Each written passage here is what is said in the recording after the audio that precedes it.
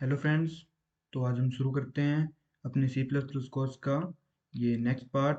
आज ये video number 3 है और इसमें मैं आपको बताने वाला हूँ कि वेरिएबल्स क्या होते हैं और डेटा टाइप्स क्या होते हैं और वेरिएबल स्कोप क्या होता है। तो मैं आपको विजी स्टूडियो कोड में लेके चलूँगा और वहाँ पर मैं आपको इनके बारे में बताऊँगा। तो उससे पहले मैं आपको बताता हूँ कि इस प्लेलिस्ट की जो C plus plus course complete course चल रहा है यहाँ पर, उसकी मैंने इस 2 वीडियोज़ अपलोड कर दिए हैं। और फर्स्ट वीडियो में मैंने आपको बताया था introduction of C plus plus. उसमें मैंने बताया था प्रोग्रामिंग क्या होती है और हमें सी प्लस प्लस में प्रोग्रामिंग क्यों करनी चाहिए। और मैंने आपको जी प्लस प्लस इंस्टॉल करना भी बताया था, किस तरह आप जी प्लस प्लस कंपाइलर इंस्टॉल कर सकते हो और वी एस कोड इंस्टॉल कर सकते हो जिसमें हम कोड लिखते हैं। और नेक्स्ट वीडियो में मैंने बताया था कि प्री प्रोसेसिंग डायरेक्टिव्स क्या होते हैं और हेडर फाइल्स क्या होती है और लोअर हाई लेवल क्या होता है। तो आज हम नेक्स्ट वीडियो में आज इसकी ये प्लेलिस्ट की 3rd वीडियो है और इसमें आज हम पढ़ने वाले हैं कि वेरिएबल्स क्या होते हैं, डेटा टाइप्स क्या होते हैं और कितने प्रकार के डेटा टाइप्स हमारे पास होते हैं और वेरिएबल स्कोप क्या होता है। तो आगे बढ़ने से पहले मैं आपको बता देता हूँ कि आप इजी विद अमन को सब्सक्राइब कर लें, क्योंकि इसी चैनल पर और इसी प्लेलिस्ट में C plus plus full course in Hindi में मैं यहीं पर वो वीडियोस को ऐड करता जाऊंगा। तो आप इस प्लेलिस्ट को भी एक्सेस कर लें और आप इन मैं कहूँगा कि आप इन वीडियो को सीक्वेंस में देखें ताकि आप कुछ भी मिस ना करें। ठीक है, आप अगर बीच बीच में से वीडियो देखेंगे तो आपको पता नहीं चलेगा कि मैं आप कहोगे कि ये सीधा वेरिएबल बताने लग गया। इससे पहले उसने ना ही तो हमें जी प्लस प्लस इंस्टॉल करवाया और ना ही कोई कोड रनर और जैसे जिसमें हम कोड लिखें वो इंस्टॉल कराया। तो ऐसा मत करना। और वी एस कोड मैंने इंस्टॉल करना आपको पहली वीडियो में बता दिया था, जी प्लस प्लस कंपाइलर भी मैंने आपको इंस्टॉल करवा दिया था और सी प्लस प्लस का इंट्रोडक्शन भी मैंने आपको दे दिया था। और pre processing directive, header files और स्ट्रक्चर, एक प्रोग्राम का स्ट्रक्चर कैसा होता है हमारे सी प्लस प्लस का बेसिक स्ट्रक्चर, वो मैंने इन वीडियोस में मैंने आपको बता दी है। तो आज हम पढ़ने वाले हैं व्हाट इज़ वेरिएबल। ठीक है, तो अब हम शुरू करते हैं। आगे बढ़ने से पहले आप इस चैनल को सब्सक्राइब करो और इन वीडियोस को लाइक भी कर देना। तो अब हम आगे बढ़ते हैं। तो अब हम यहाँ आ चुके हैं अपने विजुअल स्टूडियो कोड में। और ये मैंने आपको पिछली वीडियो में बताया था कि प्री प्रोसेसिंग डायरेक्टिव क्या होते हैं और हेडर फाइल्स क्या होती है। ठीक है, और बेसिक स्ट्रक्चर बताया था इसका, प्रोग्राम का क्या होता है, नेम स्पेस कौन से है, एसटीडी उसमें कौन कौन से फंक्शंस है वो भी मैंने आपको बता दिए थे। मेन फंक्शन क्या होता है, रिटर्न टाइप क्या होता है वो मैंने आपको इससे प्रीवियस वीडियो में बता दिया था। और उस वीडियो का लिंक मैं आपको डिस्क्रिप्शन बॉक्स में दे दूंगा, तो आप उससे जाकर वॉच कर सकते हैं। और आज हम पढ़ने वाले हैं कि वेरिएबल्स क्या होते हैं। ठीक है, तो मैं यहाँ पे एक नई फाइल बना देता हूँ। उसका नाम रखूँगा मैं program3.cpp। program3.cpp से मैं एक अपनी नेक्स्ट फाइल बना लेता हूँ। ठीक है, तो मैं आपको पहले बता दूं कि मैं यहाँ पर ज़्यादा थ्योरी आपको नहीं करवाने वाला हूँ। मैं आपको वेरिएबल्स के बारे में सिर्फ उतनी जानकारी दूंगा जितनी एफिशिएंट है और जितना आपके लिए जानना ज़रूरी है। ठीक है, तो वेरिएबल्स, ठीक है, पहले मैं इसको कमेंट आउट कर देता हूँ। ठीक है, और कमेंट आउट कैसे करना है मैंने आपको प्रीवियस वीडियो में बता दिया था, कौन कौन से कमेंट होते हैं ये भी मैंने आपको बता दिए। ठीक है, तो वेरिएबल्स पढ़ लेते हैं। Variables variables are container, variable are a container. ठीक है, इसका मतलब मैं आपको बता देता हूँ कि वेरिएबल कुछ नहीं है, सिर्फ एक कंटेनर है जिसके अंदर हम हमारे डेटा को स्टोर करते हैं। जो भी हमें जैसे वैल्यूज, जो भी वैल्यूज हमें अपने प्रोग्राम में चाहिए उन्हें हम एक वेरिएबल्स के अंदर स्टोर करके रखते हैं। जैसे हमें अगर मेमोरी में कहीं पर अपने डेटा को स्टोर करना है तो हम वेरिएबल्स के थ्रू उसमें स्टोर करते हैं। ठीक है, तो वेरिएबल्स कुछ नहीं है, एक कंटेनर है जिसमें हम हमारे वेरिएबल्स या जो हमारे प्रोग्राम में काम आने वाली वैल्यूज़ हैं उनको स्टोर करते हैं, जिनसे हम अपने प्रोग्राम का एग्जीक्यूशन और जिस पर हमारे प्रोग्राम के ऑपरेशंस होते हैं उन वैल्यूज़ को हम वेरिएबल्स में स्टोर करके रखते हैं, जिससे हम उनका सिर्फ वेरिएबल्स का नाम लिख कर ही और हम उसे एक्सेस कर सकते हैं। ठीक है, वेरिएबल्स आर ए कंटेनर, कुछ भी नहीं है, वैसे कंटेनर है। ठीक है, और अब मैं बता देता हूँ कि आपको इसका वेरिएबल्स का एक एग्जाम्पल बता देता हूँ मैं आपको। ठीक है, जैसे आपने लिखा ए इज इक्वल्स टू 5। ठीक है, आपने लिखा ए इक्वल्स टू 5 और सेमीकोलन लगा दिया। यहाँ पे आपने लिखा ए इक्वल्स टू 5 जैसे आपने प्रोग्राम में लिखा। तो यहाँ पर ये ए है वो एक वेरिएबल है हमारा, ए है जो वो वेरिएबल है। ठीक है, और ये वेरिएबल का नेम है, ए है वो वेरिएबल का नेम है। ठीक है, और ये ए एक वेरिएबल है। ठीक है, जिसके अंदर हम हमारे प्रोग्राम को बता रहे हैं कि हम उसमें ए के अंदर 5 को स्टोर करना चाहते हैं। इक्वल्स टू का मतलब है कि हम ये 5 ए को असाइन कर रहे हैं, ठीक है। तो अगर हमने यह लिखा कि ए इक्वल्स टू 5, तो कि ए हमारा जो 5 है वो मेमोरी के अंदर जाकर स्टोर हो गया है। और कहाँ पर स्टोर हुआ है? जहाँ पर जिस मेमोरी में हमारा स्टोर हुआ है ये ए जाकर उस पर्टिकुलर लोकेशन का नाम, जो मेमोरी है उसका नाम अब ए है, ठीक है। यानी हम जैसे ही आगे लिखेंगे प्रोग्राम के अंदर ए सी आउट करवाएंगे ए को, तो वहां पर हमें मिल जाएगा ए की वैल्यू 5 आ जाएगी, प्रिंट हो जाएगा 5, ठीक है। तो बस वेरिएबल यही होते हैं कि हमने जैसे जहाँ पर हमें वैल्यूज को स्टोर कराना है, ठीक है, अपनी लोकेशन के अंदर अपने मेमोरी के अंदर जहाँ हमें मेल अपने वैल्यूज को स्टोर कराना है, तो हम वेरिएबल्स के अंदर स्टोर कराते हैं। और वेरिएबल्स के अंदर ही इसलिए स्टोर कराते हैं कि हम इनकी वैल्यूज को चेंज कर सकते हैं। जब हमें अगर आगे प्रोग्राम में 5 की जरूरत नहीं है, हमें ए के अंदर 5 की जगह पर आगे 25 करवाना है, तो हम आगे जब लिखेंगे, हम इससे बाद अगर प्रोग्राम में हम लिख देते हैं कि ए कोस टू 25 25 लिख देते हैं, तो अब हमारे प्रोग्राम में जैसे हम आगे जो भी ऑपरेशन करेंगे ए के ऊपर, तो वो 25 के साथ होंगे, 5 के साथ नहीं होंगे, ठीक है। वो मैं अभी आपको प्रोग्राम बना के दिखाऊंगा कि किस तरह से ये वर्क करने वाला है, ठीक है।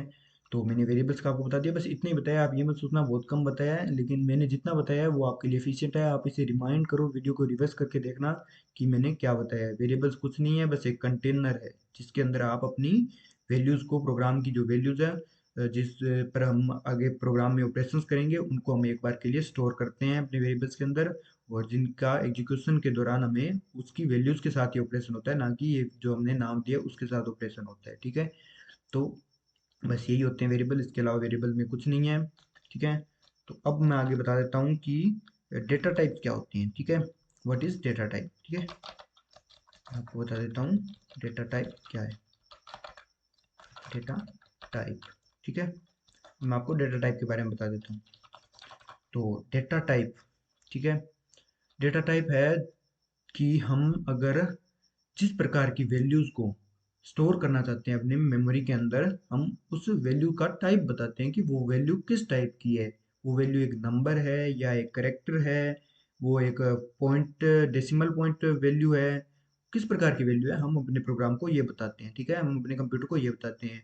जैसे कि आपको पहले ही पता है कि अ, हमारा कंप्यूटर बिल्कुल भी समझदार नहीं है, ये कुछ भी समझ सकता नहीं है, ठीक है। हमने 5 एंटर कराया तो ये नहीं समझेगा कि ये 5 है, वो एक इंटीजर है या एक करेक्टर है, कि कोई कांस्टेंट फिक्स वैल्यू या कुछ भी है, तो ये वो नहीं समझ पाएगा, ठीक है। ये कोई करेक्टर है ये भी नहीं समझ पाएगा, ठीक है। या ये एक नंबर है, ये भी ये नहीं समझ पाएगा। तो हमें इसे बताने के लिए हम डेटा टाइप्स का यूज करते हैं कि हमारा जो डेटा है जो हम स्टोर करवा रहे हैं वेरिएबल के अंदर, वो किस टाइप का है, और जब भी उस पर ऑपरेशन होंगे तो उसी टाइप से वो ऑपरेशन को परफॉर्म करवा के देगा हमें, ठीक है। तो हमने यहाँ लिखा, जैसे मैं आपको पहले बताता हूँ कि डेटा टाइप्स कितने प्रकार के होते हैं। तो हमारे पास डेटा टाइप्स होते हैं 3 प्रकार के, हमारे पास मेन डेटा टाइप होते हैं, ठीक है। फर्स्ट डेटा टाइप होता है जो होता है हमारे पास built in built in data type, built in data type, ठीक है। फर्स्ट हमारे पास बिल्ट इन डेटा टाइप होते हैं, ठीक है। ये डेटा टाइप कौन से होते हैं? ये डेटा टाइप होते हैं इंट, हमारे पास ये डेटा टाइप होते हैं इंट, फ्लोट, डबल, कैर, ठीक है। मैं आपको एक बार इन 4 के बारे में बताऊंगा, वैसे और भी बहुत से डेटा टाइप होते हैं, लेकिन मैं आपको एक बार इन 4 के बारे में हमें प्रोग्राम के अंदर जरूरत पड़ने वाली है। जैसे आगे इनका यूज और होगा डेटा टाइप्स का, मैं आपको बता दूंगा कि और कौन कौन से डेटा टाइप होते हैं। वैसे बिल्ट इन डेटा टाइप्स बहुत सारे होते हैं, बहुत होते हैं सी प्लस प्लस की लाइब्रेरी के अंदर, ठीक है। फिलहाल मैं आपको इन 4 के बारे में बताने वाला हूँ। तो इंट के अंदर हम इंटीजर वैल्यूज को स्टोर करते हैं, बता देता हूँ अलग अलग सभी का। तो इंट के अंदर हम स्टोर करते हैं हमारी इंटीजर वैल्यूज को। इंटीजर वैल्यू कौन कौन सी होती हैं? जिसे हमने स्टोर करवा दिया 0, 1 और 100 और 2 1 3 4 5 6, ठीक है। ये हमारी इंटीजर्स वैल्यू होती हैं, जैसे 0 0 4 5 6, ये हमारी इंटीजर्स वैल्यू होती हैं। तो हम इंट लिख के, अगर हमें इस प्रकार की वैल्यूज को हमारे प्रोग्राम के अंदर स्टोर करवाना है, ठीक है, जिसके ना ही तो डेसिमल है कोई पहले और ना ही वो कोई करेक्टर है, वो सिर्फ वैल्यूज है, तो हम इंटीजर के अंदर उन्हें स्टोर करवाएंगे, ठीक है। और अगर हमें स्टोर करवाना है कोई फ्लोटिंग वैल्यू, ठीक है, जैसे डेसिमल वैल्यूज, जैसे हमें स्टोर करवाना है डेसिमल वैल्यूज को, हमें डेसिमल वैल्यू को अपने प्रोग्राम के अंदर स्टोर करवाना है।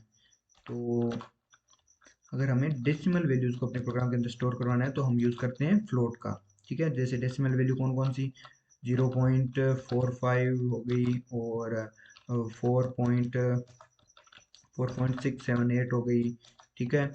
और जैसे हो गई 2.4590 हो गई, ये जैसे डेसिमल वैल्यूज है, ठीक है। तो इन डेसिमल वैल्यूज को, जिनके पॉइंट से पहले कुछ वैल्यूज होती हैं और पॉइंट के बाद हमें कुछ वैल्यूज लिखी हुई मिलती हैं, तो उन्हें हम फ्लोट के अंदर स्टोर करवाते हैं, उन्हें हम इंटीजर के अंदर स्टोर नहीं करवाते हैं, ठीक है। उन्हें हम फ्लोट के अंदर स्टोर करवाते हैं, क्योंकि हमें उन वैल्यूज का टाइप फ्लोट है, क्योंकि वो फ्लोट यानी डेसिमल टाइप, यानी उनका टाइप डेसिमल है, ठीक है। जो भी आगे ऑपरेशन परफॉर्म होंगे वो डेसिमल पे होने चाहिए, ना कि किसी इंटीजर पे होने चाहिए, ठीक है। तो फ्लोट के अंदर हम डेसिमल वैल्यूज को स्टोर करते हैं। अगर हमें, जैसे आपने ये माइंड में आपके तभी आएगा अगर आप मेरी बात को गौर से सुनो, तो कि अगर हमें डेसिमल वैल्यू कहीं पर भी जरूरत पड़ रही है, ठीक है, जैसे किसी पाई के मान का हमें यूज करना है कहीं पर, तो हम उसे डेसिमल फ्लोट लिखकर ही उसे, वो जो डेटा टाइप फ्लोट लिखकर और हम वेरिएबल देकर उसके अंदर हम स्टोर करा देंगे, तो वो पॉइंट वाली वैल्यू को स्टोर कर लेगा, जैसे 3.17, ठीक है। और अगर हम सीधे उसे इंटीजर लिखेंगे तो वो 3.17 आगे जो लिखा हुआ है, जैसे 3.17, यहाँ पे आपने 3.17 पाई की वैल्यू स्टोर करवाई है अपने प्रोग्राम के किसी वेरिएबल के अंदर। तो अगर आप उसे इंटीजर के अंदर स्टोर करवा देते हो गलती से, तो आपका फंक्शन है जो, वो सिर्फ 3 को ही लेगा, यहाँ से 0.17 को नहीं लेगा, क्योंकि वो सिर्फ इंटीजर वैल्यू को लेगा और उसी पे आपके ऑपरेशन परफॉर्म करके देगा। तो आपकी पाई की वैल्यू गलत हो गई, तो आपके जो ऑपरेशन होने वाले हैं वो गलत हो जाएंगे, रॉन्ग हो जाएंगे, ठीक है। अब मैं आपको बता देता हूँ डबल के बारे में, ठीक है। तो मैं आपको डबल के बारे में बताता हूँ। डबल भी आपके फ्लोट की तरह ही है, डबल फ्लोट की तरह ही है, इसी में डेसिमल वैल्यू ही स्टोर करवाई जाती है, लेकिन इसमें जैसे फ्लोट के अंदर आपको स्टोर करना है तो वो आप एक सिंपल एक छोटे नंबर को पॉइंट के बाद स्टोर करा सकते हैं। और अगर आपको डबल कोई पॉइंट के बाद आपके पास बड़ी वैल्यू है, ठीक है, तो उसके आप डबल के अंदर स्टोर करा सकते हो, जैसे 3, 4, 7, 8, जो भी है, एक वैल्यू ले लेता हूँ मैं, इतनी लंबी तो नहीं, इतनी, ठीक है। आप फ्लोट के डबल के अंदर आप इतनी बड़ी वैल्यू को स्टोर करवा सकते हो, ठीक है। जैसे 9 पॉइंट, आपकी कोई बड़ी वैल्यू है, ठीक है, जैसे ये बड़ी वैल्यू है एक, तो आप इसे स्टोर करना चाहते हो अपने प्रोग्राम के अंदर, तो आप फ्लोट डबल का यूज करोगे, फ्लोट का नहीं करोगे, क्योंकि फ्लोट है एक छोटे नंबर डेसिमल के ही स्टोर करता है, ठीक है। उसके बाद मैं आपको बता देता हूँ करेक्टर का, कैर का, ठीक है। अब मैं आपको बताता हूँ केयर का, यानी करेक्टर का। तो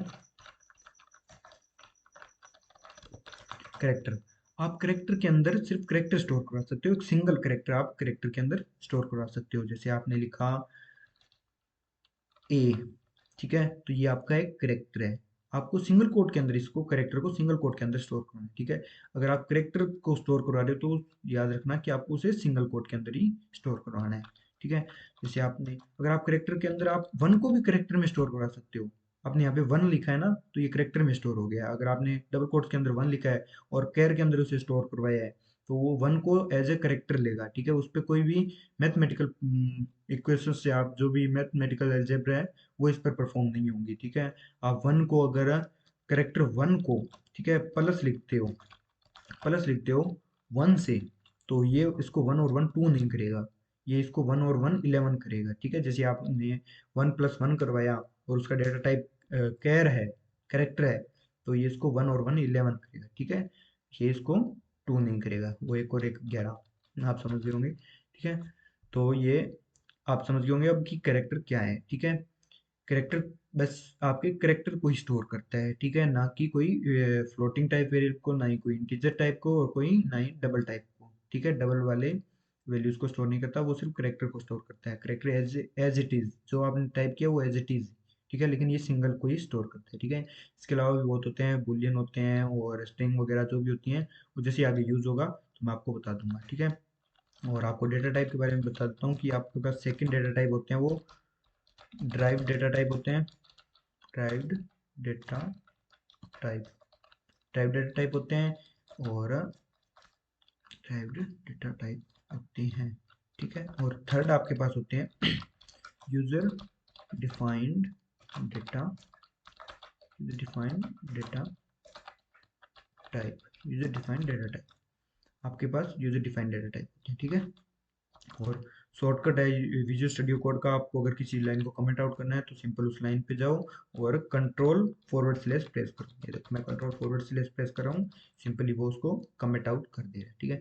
सेकंड आपके पास डेटा टाइप होते हैं तीन प्रकार के, ठीक है। Drive built in data type मैंने बता दिया कौन कौन से आपके पास फिलहाल के लिए, ठीक है। और ड्राइव डेटा टाइप और यूजर डिफाइंड डेटा टाइप का यूज मैं आपको आगे बताऊंगा कौन कौन से होते हैं, अभी हम इनको नहीं लेके चल रहे हैं, ठीक है। आपको सिर्फ अभी इन्हीं को ही ध्यान में रखना है, माइंड में रखना है आपको, सिर्फ इन्हीं डेटा टाइप्स को, बिल्ट इन डेटा टाइप्स को, ठीक है। और अब मैं आपको पढ़ाने वाला हूँ कि वेरिएबल्स को क्या होते हैं, ठीक है। मैं इनके बारे में एक बार फिर से थोड़ा डिस्कशन कर लेता हूँ, ठीक है। और आपको बस जितना मैं बता रहा हूँ आपको माइंड में सिर्फ उतना ही रखना है, ठीक है। बेसिक थ्योरी पढ़ने से कुछ नहीं होगा, आप अगर सीधे किताबों से जाकर थ्योरी पढ़ते हो इनकी तो बहुत बड़ी बड़ी डेफिनेशंस मिल जाएंगी, बहुत सारे डेटा टाइप्स आपको देखकर यहाँ पर कंफ्यूज किया जाएगा, ठीक है।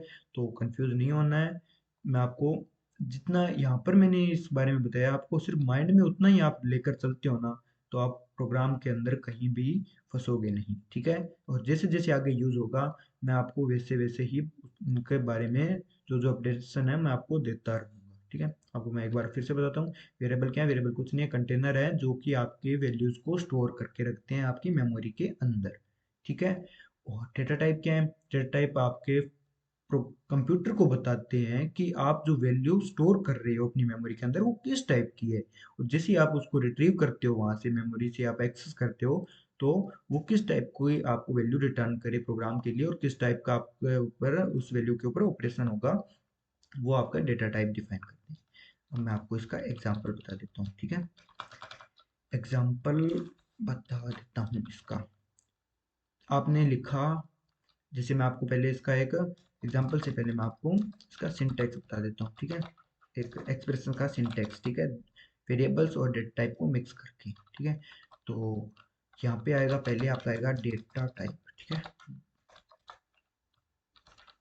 डेटा टाइप, डेटा टाइप, उसके बाद आएगा आपका वेरिएबल नेम, वेरिएबल नेम, उसके बाद आएगा आपका वेरिएबल नेम, और उसके बाद असाइन करोगे आप वैल्यू, बस ये आपका सिंटेक्स है। आपको पहले देना है डेटा टाइप, किस प्रकार की आपकी वैल्यू होगी, उसके बाद आपको वेरिएबल का नेम देना है, जो भी आप वेरिएबल का नेम रखना चाहो अपनी मर्जी से आप वेरिएबल का नेम रख सकते हो। उसके बाद आपको असाइनमेंट ऑपरेटर का यूज करना है, मैं आपको ऑपरेटर आगे पढ़ाने वाला वाला हूँ, लेकिन आपको यहाँ पे बता रहा हूँ कि असाइनमेंट ऑपरेटर है जो आपकी वैल्यू को यहाँ से असाइन कर देगा इस वेरिएबल के अंदर, ठीक है। और वैल्यू आपको सेमीकोलन लगाना है, ये मत भूलना, सोते हुए भी मत भूलना कि सेमीकोलन लगाना है, ठीक है। वैल्यू, उसके बाद आप वैल्यू लिख दोगे तो वो आपके असाइन कर देगा इस वेरिएबल के अंदर, ठीक है। अब आपको एक एग्जांपल बता देता हूँ मैं, ठीक है, एक एग्जांपल बता देता हूँ। जैसे आपने लिखा int, int a equals to 65, semicolon, आपने यहाँ पे लिख दिया इंट ए इक्वल्स टू 65। अब इसका मतलब क्या है, इसका मतलब है इंट, इंट का मतलब आपको पता चल गया कि इंटीजर टाइप की वैल्यू हमारे, ये जो आगे हम वैल्यू असाइन करेंगे वो इंटीजर टाइप की होने वाली है, ठीक है। ना डेसिमल होगी, ना कोई करेक्टर होगी, ना कोई डबल होगी, ठीक है, वो एक इंटीजर टाइप की वैल्यू होगी, ठीक है।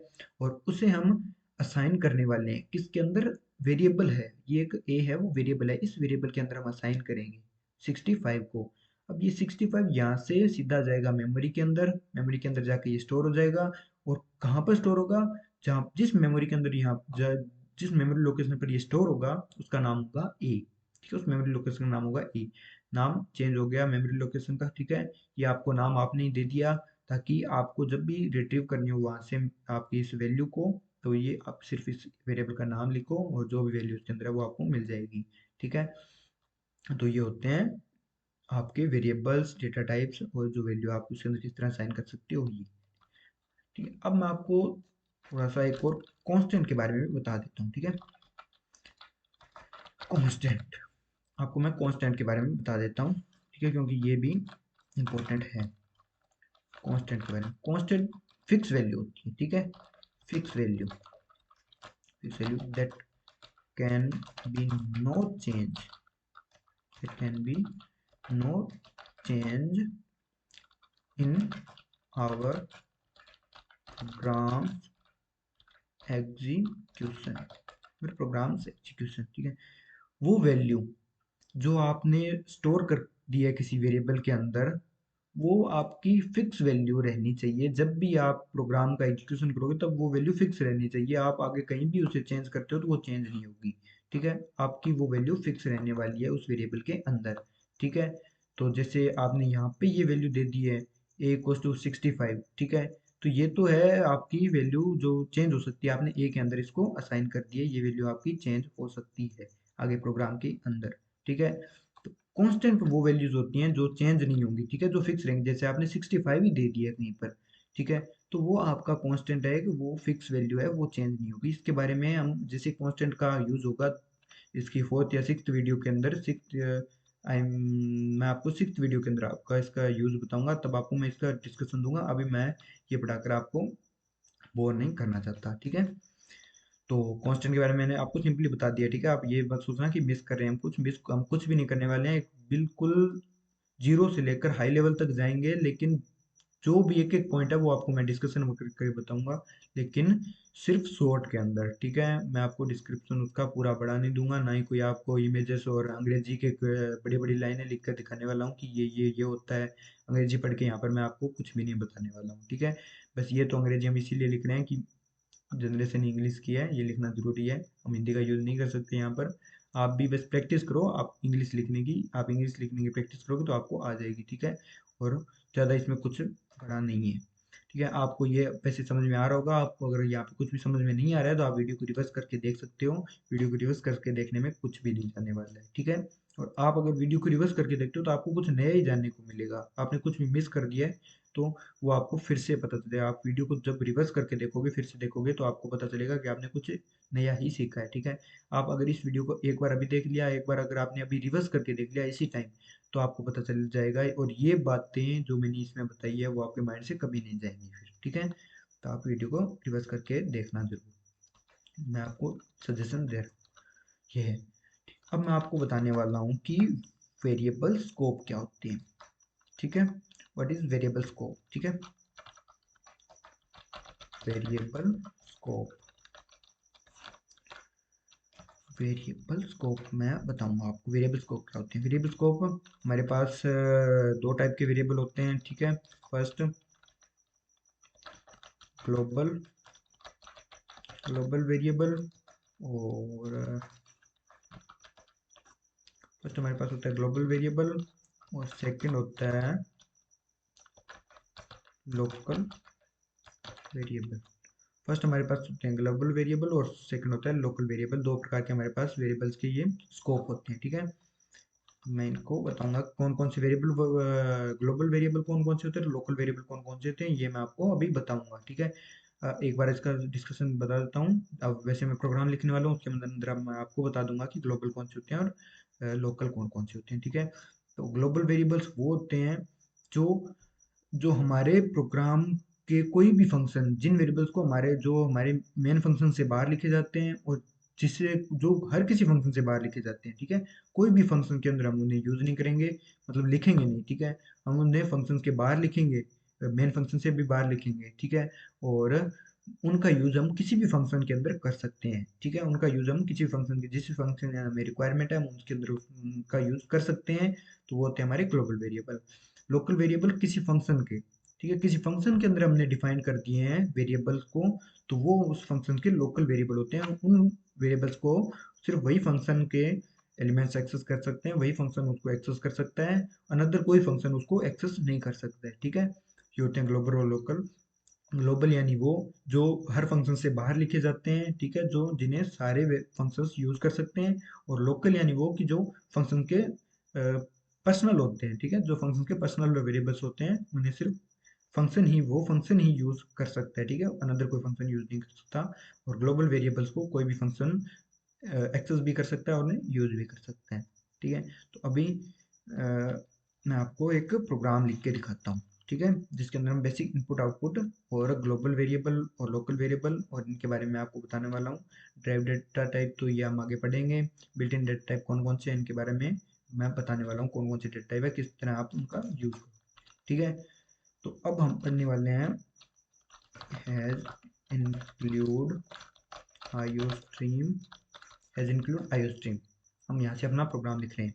हैज इंक्लूड आईओस्ट्रीम, इसका आपको पता ही है कि हैज इंक्लूड क्या है, और आईओस्ट्रीम एक हेडर फाइल है। Has include pre processing directive है, ये मैंने आपको प्रीवियस वीडियो में मैंने आपको बता दिया है। ठीक है, आप उसे जाकर वॉच कर सकते हो अगर आपने नहीं देखा है तो। ठीक है, अब यहाँ पे लिखेंगे हम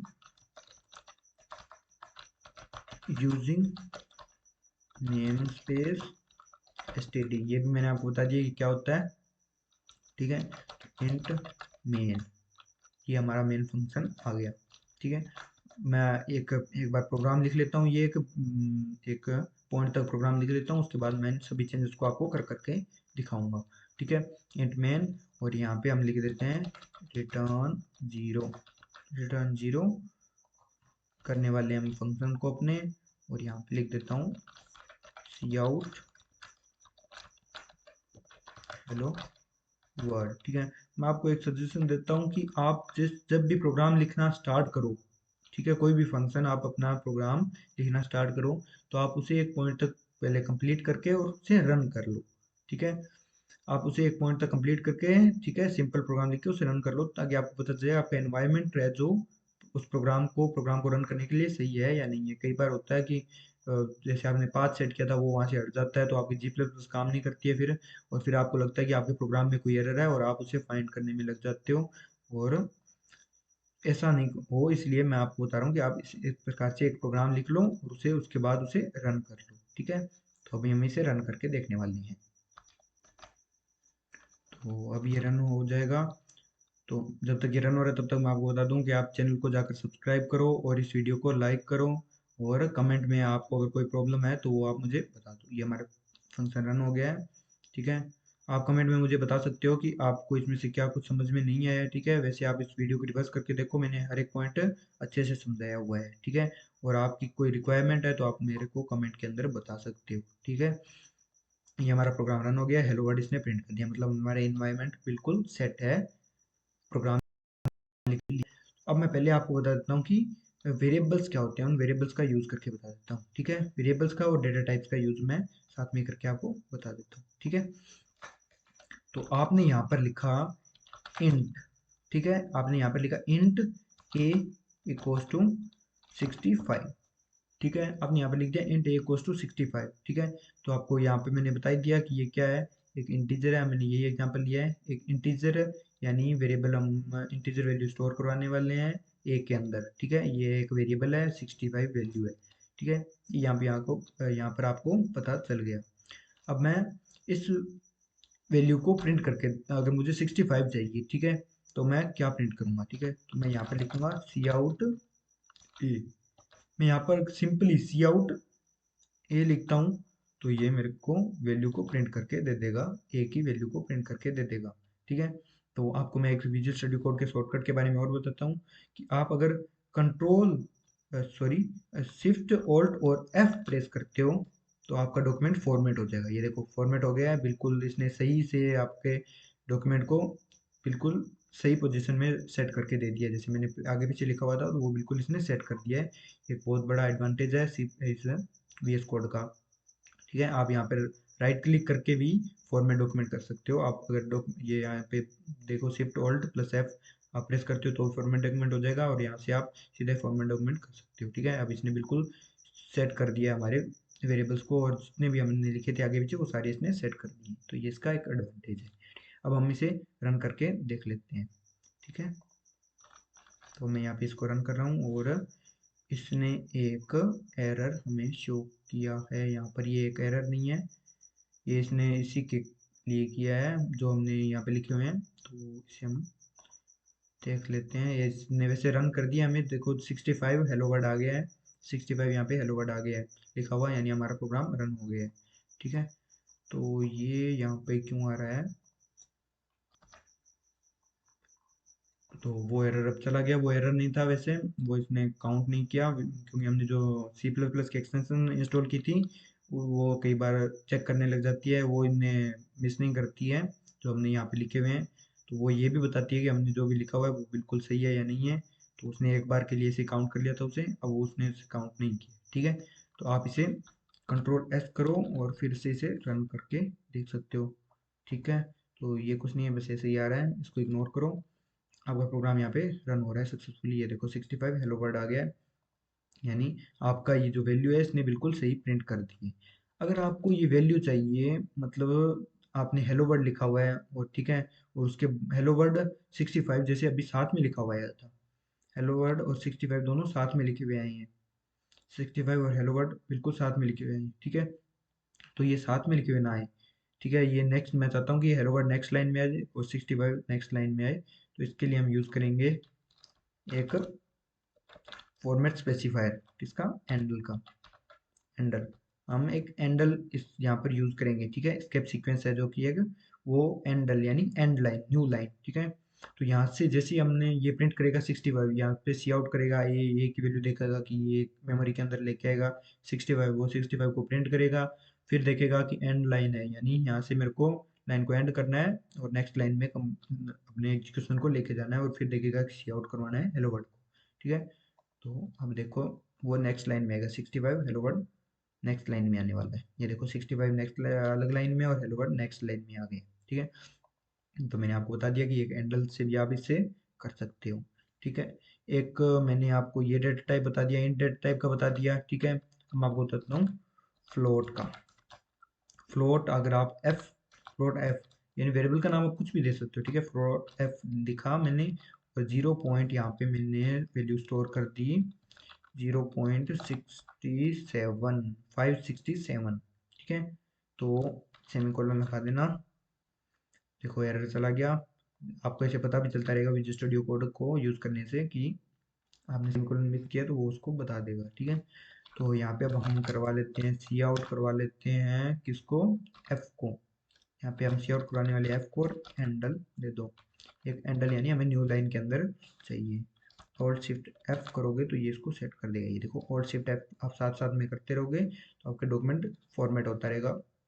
ठीक है, इसको एक अच्छा सा लुक मिल जाएगा इससे।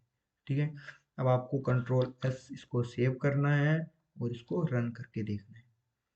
ठीक है, अब आप ये देखो 65 0.567 आपका प्रिंट हो गया, उसके बाद हेलो वर्ड प्रिंट हो गया। देखो, तो आपने यहाँ पे फ्लोट में करवाया इसको। ठीक है, अब आप अगर सोचो कि यहाँ पर हम फ्लोट की जगह इंट दे देते हैं। ठीक है, इंट आपने इंट दे दिया तो एरर नहीं होगा। ठीक है, वो एक इंटीजर, इंटीजर एफ के अंदर वो वैल्यू इंटीजर लेकर एफ के अंदर स्टोर करेगा। ठीक है, यहाँ से वो इंटीजर वैल्यू ही पिकअप करेगा। तो अब देखो रन करने पे क्या होता है। ये देखो यहाँ पे आया है 0। ठीक है, 0 आया, यहाँ पे लिखा हुआ 65, जो 567 इसके आगे लिखा हुआ था वो यहाँ पर नहीं आया है, 0.567, क्योंकि इसने इंटीजर को यहाँ से लिया है, इंटीजर को इसने स्टोर किया है, क्योंकि हमने रिटर्न टाइप इसका सॉरी डेटा टाइप इसका इंट ही दिया है, तो इसने इंटीजर को ही लिया है। तो इस बात का आपको ध्यान रखना है, इस प्रकार आपके जो भी आंसर्स हैं वो गलत हो सकते हैं। अगर आप प्रोग्राम बना रहे हो तो आपको यहाँ पर फ्लोट ही रखना है अगर आपने फ्लोटिंग टाइप को यूज़ करना है। और डबल को भी आप ऐसे ही कर सकते हो, डबल डी इसके अंदर आप स्टोर कर सकते हो 3 पॉइंट, कोई भी एक बड़ा नंबर जैसे आपने ले लिया तो वो आप इसके अंदर स्टोर कर सकते हो। ठीक है, अगर आपके पास पॉइंटों के अंदर बड़ा नंबर है तो आप इसको स्टोर कर सकते हो डबल के अंदर। ठीक है, कंट्रोल एस करो और इसको रन करके देखो। तो 60 हमने इसको सी आउट नहीं करवाया इसलिए इसने हमें सी आउट करके नहीं दिया है। तो अब हम सी आउट करवाएंगे पहले इसे, हम डी को भी सी आउट करवा लेते हैं, सी आउट डी करवा लेते हैं और हैंडल भी दे देते हैं, एफ करके इसको फॉर्मेट भी कर लेते हैं। कंट्रोल एस करेंगे और इसको रन करेंगे। ये क्या हुआ है, ठीक है, अब इसको फिर से रन करके देखते हैं, मैंने कोई शायद यहाँ पे प्रेस कर दिया था। ये देखो 65 आ गया, 0.567 आ गया, 3.54645 ये आ गया, हेलो वर्ड भी आपका प्रिंट हो गया है। ठीक है, उसके बाद मैंने आपको एक और डेटा टाइप के बारे में बताया था कि कैर, आप कैर लिख के सी इज इक्वल्स टू यहाँ पे स्टोर करते हो ए को यहाँ पे आपने स्टोर किया और शिफ्ट ऑल्ट और एफ किया, तो फॉर्मेट डॉक्यूमेंट तो ये वैसे भी है, ठीक है। और यहाँ पे आपने सी आउट करवा दिया सी को, और हैंडल दे दिया। हैंडल आपको पता है न्यू लाइन में हमें चाहिए सब कुछ, तो अगर आप हैंडल नहीं लगाओगे तो आपका बिल्कुल एक ही लाइन में वो प्रिंट होता जाएगा, ठीक है। तो हमने यहाँ पर हैंडल दे दिया और सी आउट करवा दिया सी को। तो अब देखो आपका करेक्टर प्रिंट होके आ जाएगा, ए प्रिंट होके आ जाएगा। आप इंटीजर में ए को स्टोर नहीं करवा सकते हो, ना ही फ्लोट में करवा सकते हो, ना ही डबल में करवा सकते हो। करेक्ट, ये देखो यहाँ पे करेक्टर आपका प्रिंट होके आ गया, ठीक है। तो आप इसे सिर्फ उसी के अंदर स्टोर करवा सकते हो, कैर के अंदर ही स्टोर करवा सकते हो। तो ये हो गया हमारे बिल्ट इन डेटा टाइप। इन सब के बारे में मैंने आपको बता दिया। आप अपने प्रोग्राम बनाओ तब आप इन्हें चेंज कर करके इनकी वैल्यूज को आप ट्राई जरूर करना। एक दो बार आप इनकी वैल्यू को चेंज करके ट्राई करोगे तो आपको इनके बारे में डेफिनेटली बिल्कुल कंफर्म क्लियर हो जाएगा कि ये क्या है और किस तरह आपको इनको यूज करना है, ठीक है।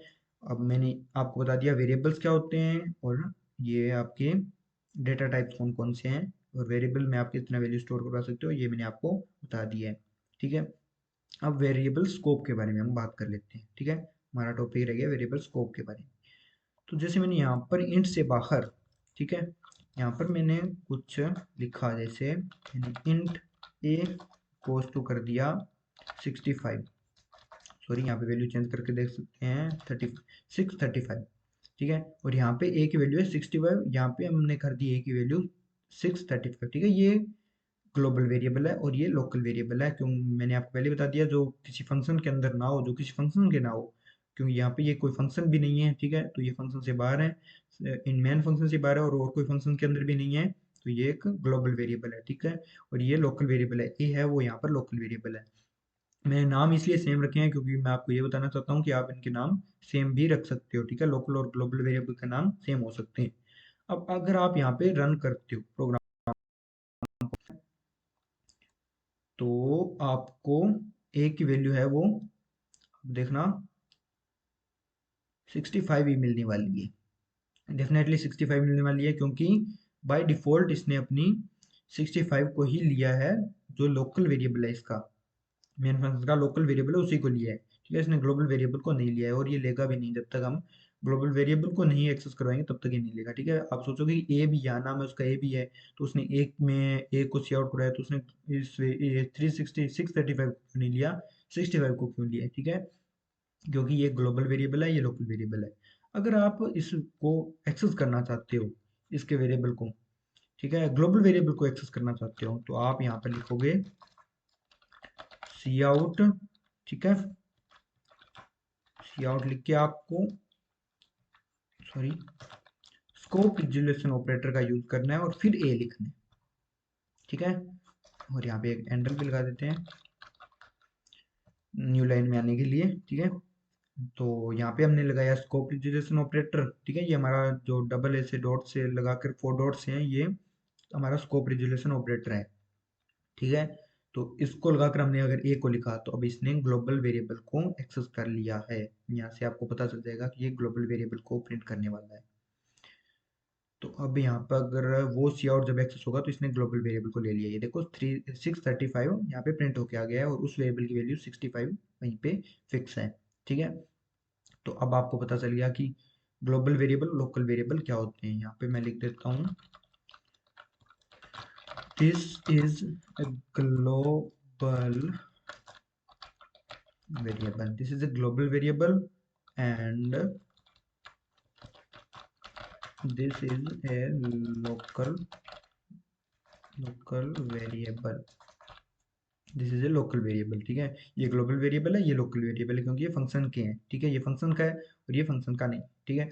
आप इसे स्कोप रिजोल्यूशन ऑपरेटर लगा के फंक्शन के बाहर आप इसका यूज नहीं कर सकते हो, ठीक है। आप यहाँ पे कहीं लिख दो कि स्कोप रिजोल्यूशन सी आउट करवा दो स्कोप रिजोल्यूशन और लिख दो ए, तो वो नहीं होगा। आप इन्हीं का यूज आप किसी फंक्शन के अंदर कर सकते हो ग्लोबल का, ठीक है। लोकल का आप बाहर कहीं भी यूज नहीं कर सकते हो, क्योंकि उस फंक्शन के पर्टिकुलर फंक्शन के, तो आप इनका यूज बाहर नहीं कर सकते हो, ठीक है। तो यह मैंने आपको बता दिया लोकल और ग्लोबल के बारे में, ठीक है। और मैं आप आपको ये कहना चाहता हूँ कि ये आप जो भी मैंने यहाँ पे लिखा है वो आप नोट भी करें, ठीक है, अपने वे में नोट करें, ठीक है। आप ये जो भी है इसे अपने तरीके से अपनी नोटबुक के अंदर नोट करें एज ए नोट के रूप में, ठीक है। तो आप इसे अगर इतने कोई सिर्फ जो मैंने ये लिखवाया आप इतने कोई अपने तरीके से बनाकर, जैसे मैंने आपको यहाँ पे बताया, तो आप थोड़ा बहुत खुद से भी जो आपको समझ में आया वो लिख कर और आप नोट्स बना सकते हो, ठीक है। अगर आप वो नोट्स बनाते हो तो आपको डेफिनेटली क्लियर हो जाएगा बिल्कुल, ठीक है। आप उन नोट्स को देखोगे ना तो आपको बिल्कुल उसी टाइम आपको सब कुछ याद आ जाएगा जो मैंने यहाँ पे आपको बताया है, ठीक है। आप इस वीडियो को रिवर्स करो और इन सभी को जैसे जैसे मैं बता रहा हूँ आप जैसे आपको जो समझ में आ रहा है आप उसी तरह से अपनी नोटबुक में नोट करो, ठीक है। तो ये मैंने आपको कोड भी लिख के बता दिया है यहाँ के, आप यहाँ पर आपको कि किस तरह आप इनको यूज़ कर सकते हो और किस तरह ये सारे जो मैंने आपको यहाँ पे डिस्क्रिप्शन करके बताया है, वो वेरिएबल क्या होते हैं, स्कोप वेरिएबल स्कोप क्या होते हैं, ठीक है। स्कोप रजिस्टर ऑपरेटर लगा के किस तरह आप वेरिएबल ग्लोबल वेरिएबल को एक्सेस कर सकते हो, स्कोप वेरिएबल जो वेरिएबल स्कोप है वो ग्लोबल और लोकल होते हैं, ठीक है। और डेटा टाइप क्या होते हैं इनके बारे में मैंने आपको बता दिया। ये 4 डेटा टाइप का यूज़ हम अभी करने वाले हैं, तो आपके लिए इंपॉर्टेंट है 4 ही डेटा टाइप, इनके बारे में मैंने आपको बता दिए। तो थैंक यू गाइस, आज की इस वीडियो में इतना ही, ठीक है। मैं आपको मिलता हूँ नेक्स्ट वीडियो में, और जाने से पहले आपसे एक रिक्वेस्ट है। आप वैसे आप सभी को पता ही है कि आप इस चैनल को सब्सक्राइब कर लो और इस वीडियो को लाइक कर दो, और प्लीज़ आप मेरे लिए इतना कर दो, बस ये इतना ही करना है आपको मेरे लिए, ठीक है। मैं आप अपना 100% मैं आपको यहाँ पे दे रहा हूँ, कंफर्म मैं अपना 100% आपको दे रहा हूँ, ठीक है।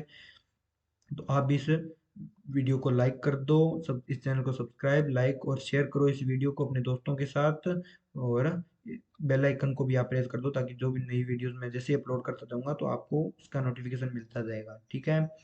तो इसी के साथ हम आज की वीडियो का एंड करते हैं, और नो बोर गेट मोर, ये तो आपको पता चल ही रहा है साथ साथ में कि बोरिंग यहाँ पे कुछ भी नहीं है। मैं आपको जैसे जैसे आप आगे जा रहे हो मैं आपको कोड लिख के ही बताऊंगा, ठीक है।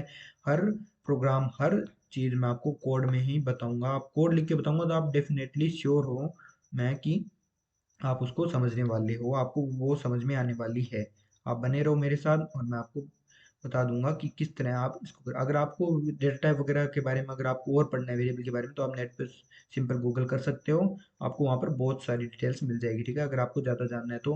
लेकिन मैंने सिर्फ आपको उतना ही बताया है जितना आपके लिए ज़रूरी था एज ए प्रोग्रामर के रूप में, ठीक है।